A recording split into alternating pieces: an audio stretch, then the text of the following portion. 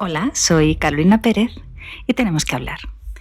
Esta vez vamos a hablar del caso de Isaac Antic. Mango es una de las mayores fortunas textiles de Europa.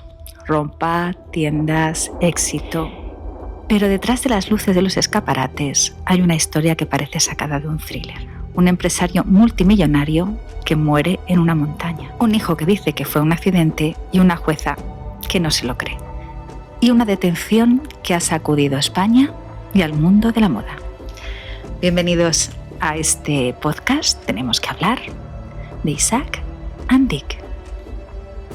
Mango, la caída que cambió una dinastía. Vamos a contar paso a paso qué pasó, por qué se reabrió el caso y cómo se llegó a la detención de su hijo Jonathan Antic. Para entender este caso, primero hay que saber quién era Isaac Antic.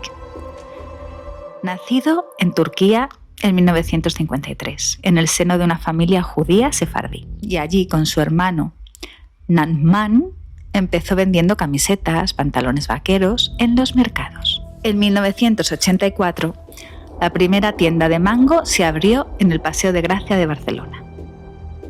El nombre de Mango se lo puso su esposa, porque le gustaba esa fruta y porque sonaba internacional. Poco a poco la firma se fue expandiendo. Primero por España, luego por Europa, después por todo el mundo. Hoy Mango tiene más de 2.700 tiendas en 120 países. Isaac Antic era un hombre aventurero. Le gustaba el deporte de riesgo, la aventura, el alpinismo y los coches clásicos y la navegación. También era un hombre discreto y alejado de los focos de la prensa rosa. En su vida privada tuvo 3 hijos, Jonathan, Judith y Sarah. Jonathan, el mayor, siempre estuvo muy cerca de su padre. De hecho, trabajaba en Mango y se esperaba que algún día asumiera el liderazgo. Hasta que llegó el 14 de diciembre del 2024. Ese día, padre e hijo deciden hacer una excursión de senderismo por Collbató, un paraje muy conocido cerca de Montserrat, a unos 50 kilómetros de Barcelona. El lugar se llama Cingles del Bertí. Son acantilados verticales de hasta 200 metros de altura. Un sitio espectacular, pero peligroso si te despistas. Según el primer relato de Jonathan Antic, él iba unos metros por delante de su padre.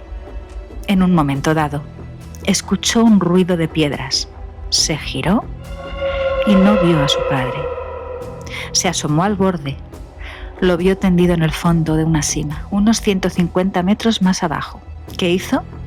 Llamó a emergencias y cuando llegaron los equipos de rescate, Isaac Antic ya había muerto. La autopsia inicial indicó traumatismos múltiples, compatibles con una caída vertical. La policía local, los Mossos d'Esquadra, archivaron el caso como accidente.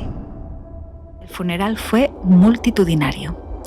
Todo el mundo empresarial de la moda, políticos de España, acompañaron a la familia en su dolor. Jonathan Antic, su hijo, pronunció un discurso emocionado. Se convirtió en el heredero visible de Mango.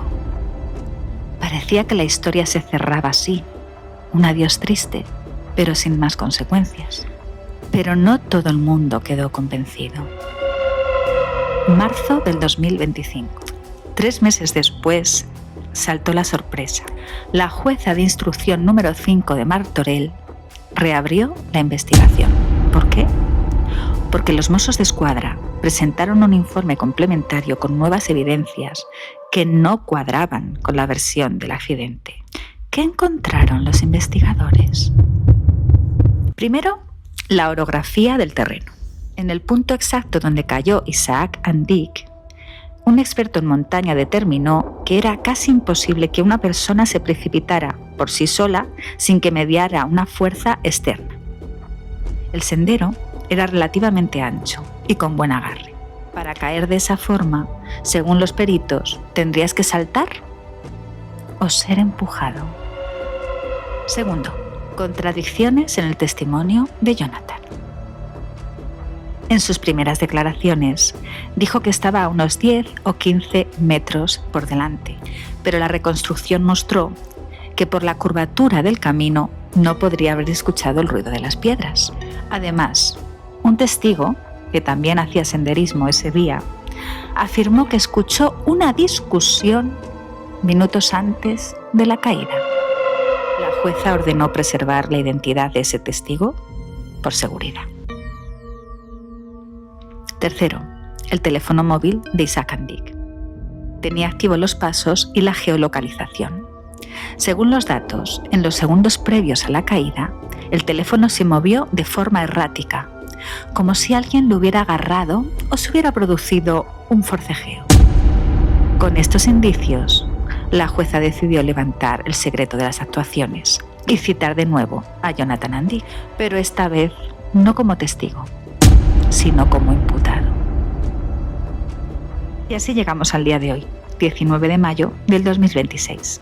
Esta misma mañana, los Mossos d'Esquadra se presentaron en el domicilio de Jonathan Andic, en Barcelona, y lo detuvieron en el marco de un presunto delito de homicidio imprudente. La jueza considera que podría haber indicios de que empujó a su padre o que le provocó la caída de manera intencionada.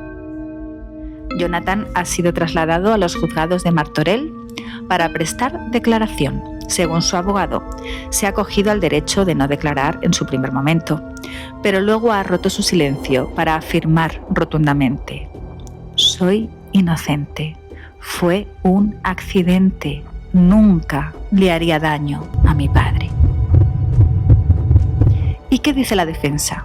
Evidentemente que se equivocan, que los Mossos d'Esquadra están equivocados y que la caída fue una desgracia, y que el testigo, que dice haber oído esa discusión, miente. La jueza ha ordenado prisión provisional comunicada y sin fianza, al menos hasta que se tomen nuevas declaraciones y se analicen más las pruebas. Entre ellas, un informe de biométrica forense que intentará simular la caída con muñecos antropomórficos. ¿Y qué puede pasar ahora?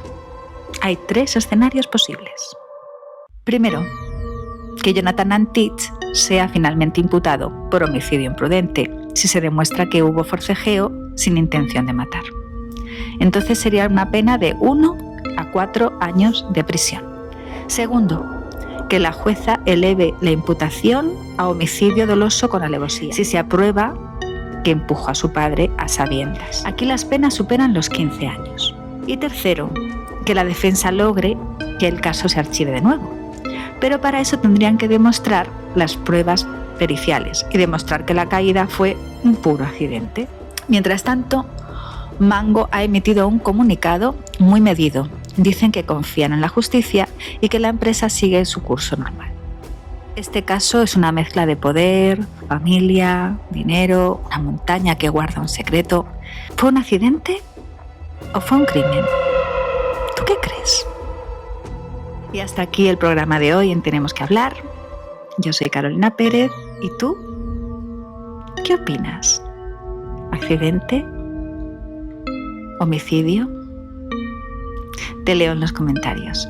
Ya lo sabes, sígueme en mi canal de YouTube, dale me gusta, coméntame y nos vemos la semana que viene. Gracias.